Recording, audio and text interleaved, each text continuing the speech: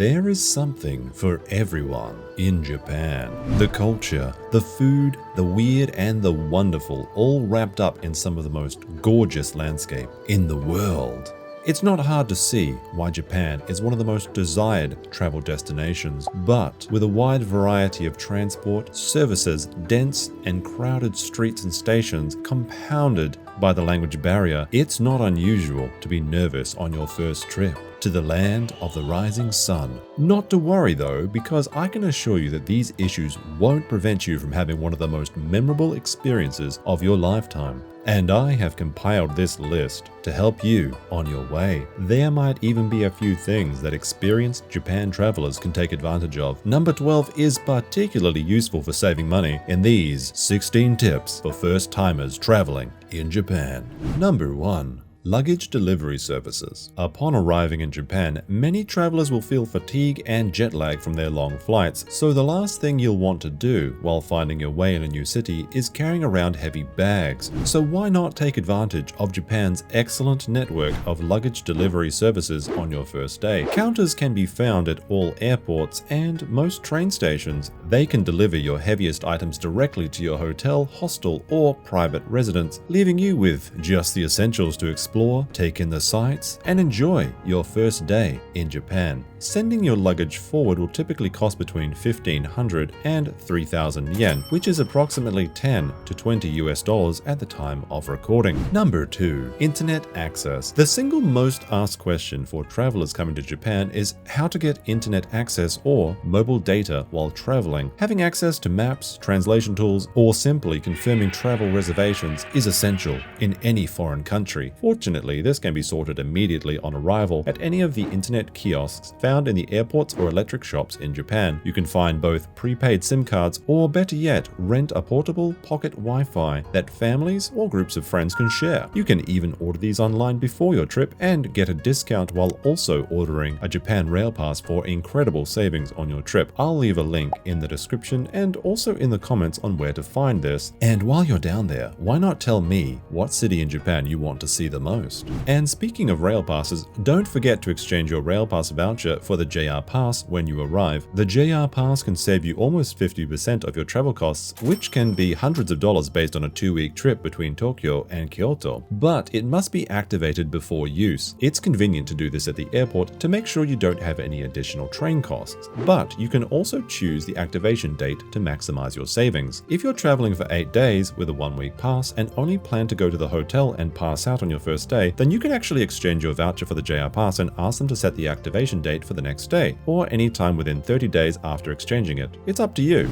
Number 4. Getting from the airport to the city. After sending your bags, getting online, and activating your train pass, it's now time to leave the airport and head into the city. Most travelers will arrive in Tokyo at either Narita or Haneda airport. It often surprises travelers to learn that they are up to an hour away from central Tokyo. Trains, monorails, and buses are great ways to get into the heart of Japan, but don't take the taxis. Taxis are one of the most expensive methods of travel in Japan, and I only recommend them in an emergency. A taxi from Narita to Tokyo can cost upwards of 23,500 yen or $174. Oh my. Be smart and use the train or bus. For travelers arriving in Haneda with an activated JR Rail Pass, they can use the Tokyo monorail, which is covered. Travelers without the pass can use the monorail for 660 yen or around $5. The KQ train line can also be used, but it's not covered by the pass. Alternatively, take the airport limousine bus, which costs 1,250 yen, which is about $9. The buses are also great for travelers arriving past midnight. Narita is the main gateway to Japan, but is further away from the city than Haneda. The best option here is the Narita Express, a direct train with special luggage racks for those not sending their bags forward, and it's free for those riding with the JR Pass. For those without the pass, it'll cost 3,000 yen or $22. The Narita Express departs every hour, and depending on your stop, will bring you to your destination in 50 minutes to about an hour. Narita is also serviced by limousine buses priced at about the same as the Narita Express, and those traveling on a budget without the JR Pass can take the Keisei line for 1,210 yen at a slightly slower pace, bringing you into the city in just over an hour and a half.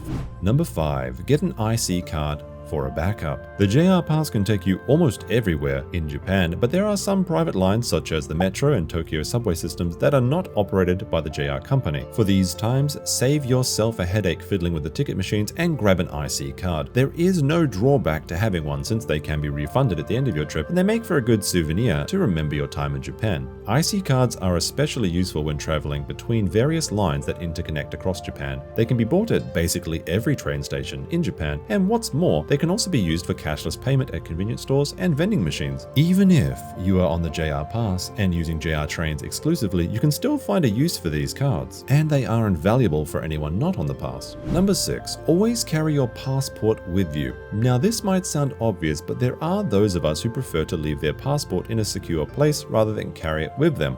However, in Japan, you may be asked to present an ID in the form of either your passport or foreign residence card to the authorities, though this is quite a rare occurrence. But besides this point, you can also take advantage of tax-free shopping at many department or retail stores in Japan using your passport, such as Bic Camera or Don Quixote. Don't deprive yourself of this flat 10% discount on goods and keep your passport with you wherever you go. Keep in mind though that many of the participating stores will charge you the full price first, and then you take your receipt and passport to receive the refunded tax at a customer service desk. Number 7. Using the Shinkansen bullet trains. It is now possible for JR Pass holders to book reserved seats on the Shinkansen online or via the green window ticket machines. This is fast, easy, and instructions can be offered in English. The days of showing your JR Pass booklet to the station master are now long gone, and you instead will receive a ticket that can be used in the automated gates. Non-JR Pass riders can also book tickets via the app SmartX. Once this is installed,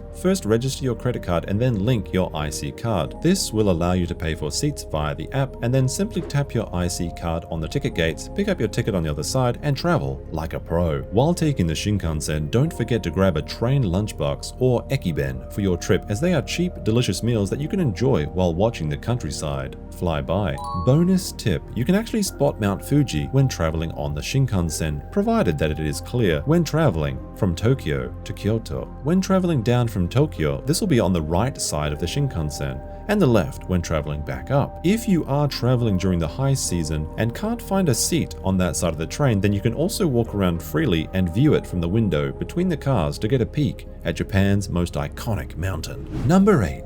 Be sure to check the Sakura forecast. Many travelers want to see Japan at its most beautiful in the 1 to 2 week window when the cherry blossoms are in full bloom and the petals fall through the air like snow. And this happens roughly the same time between March and April each year for most of the country, starting in the south and working its way north to Hokkaido. Every year, 1 or 2 months before they bloom, the Japan Meteorological Corporation releases the cherry blossom forecast with updated predictions for first bloom and peak viewing at every location in Japan, making it possible to plan your trip to get the best views of the season. Simply search for Sakura forecast and you'll find it right away. But be aware that this is the busiest time for travelers in Japan, so you might want to book early if Sakura are a part of your plans. Number 9. Just don't tip. While you might want to reward the excellent service you find in Japan, do not be tempted to leave a tip. Most establishments and waiters consider this to be rude, and they will even track you down the streets if you leave even a single yeni on the table. Don't inconvenience the establishment or the workers by doing this, as I've seen a lovely lady run out into the street, into the rain, getting her beautiful kimono dirty to return a patron's perceived kind gesture to them. The only exception to this rule is if they have a dedicated and clearly labeled tipping jar at the cash register, and then it's optional but never required. Simple as. Number 10. Getting your money. It's usually cheaper to get yen before coming to Japan on your trip, but currency exchange points are available in each airport and in most major cities. In recent years, most ATMs that can be found at convenience stores allow you to access money using a foreign credit card. I always recommend people carry around 50,000 yen or more at any one time in Japan, because a lot of establishments have not yet gone cashless. I understand that some people are nervous by carrying around large sums of money on them, but remember that Japan is an incredibly safe country to travel to, even alone, and most Japanese will have 50 to 100,000 yen on their person at any given time, because that's just the norm here. Number 11. Wear comfortable shoes. Another one that sounds obvious, but this tip is a real lifesaver in Japan. Many tourist spots are located close to one another, and you'll be putting away a lot of steps while you explore the country. Getting sore feet will only detract from your enjoyment. In addition, comfortable shoes are usually easy to remove, and there are many places in Japan that will ask you to take your shoes off before you're allowed to enter. It's easy to know which places these are because they will have a dedicated shoe removal spot and a step to signify where you need to wear socks or the provided slippers. Being able to quickly slip on and slip off your shoes as to not hold up anyone behind you is a virtue in Japan, and having to fiddle around for a long time with complicated laces can be seen as quite foolish because of this. Number 12. Book hotels from inside the country. When I released my How to Spend 2 Weeks in Japan travel itinerary video, one of the most common comments I received was that accommodation is much more expensive than what I listed for 2 weeks. Now this is because those commenters were searching from outside of Japan. Using a website like Booking, it's always cheaper when you're searching from inside of the country. To get around this, you can either book the first few nights of your trip in your home country and then search for more after you land in Japan, or simply use the VPN service of your choice to switch your location to Japan and try searching again. Now, it is true that I like to book cheap accommodation because I want to spend my time outside of my hotel when traveling, and also that accommodation is slightly more expensive since Japan reopened to the world. But even as of today, while using this method, I was able to find dozens of accommodations in Tokyo for half of the price of my original estimate in my 2 weeks in Japan video. Cheap accommodation in Japan does not mean poor quality or dirty, just simple and Japanese sized. My recommended price range are between 3,000 and 6,000 yen per night for a nice city stay. Number 13.